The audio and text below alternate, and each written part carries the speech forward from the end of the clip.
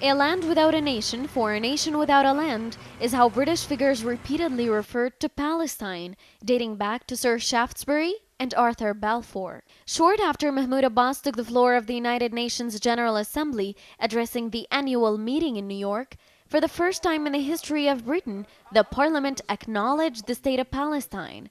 Brought forward by Graham Morris, the British House of Commons overwhelmingly voted in favor of recognizing the state of Palestine alongside the state of Israel as a contribution to securing a negotiated two-state solution. Although recent proceedings and stances adopted by the government bespeak for the latest recognition, Britain does not recognize Palestine officially yet. But alone, as it is now, it's not enough, because it's not also binding.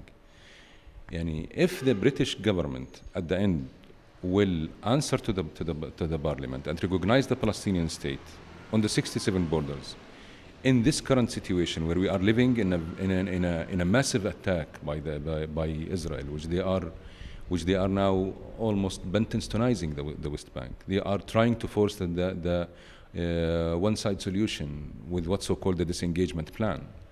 The British Observer published that to support the recognition of Palestine is to support peace and justice in the Middle East, which lacks both.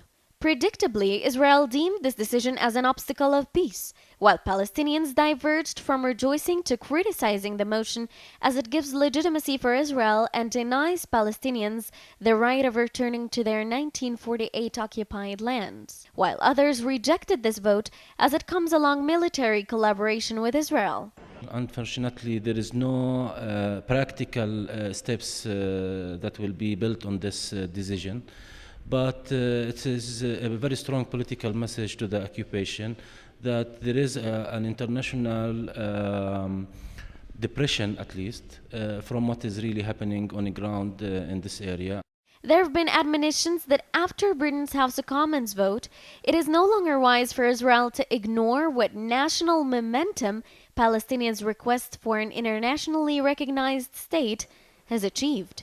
No matter how far the British government alienates itself from the decision by the House of Commons, depreciates it, or minimises its importance, it remains a metamorphosis never witnessed by Britain and an outspoken judgment of the Palestinian-Israeli peace dilemma. From Ramallah, Palestine, Nadia, Karakra.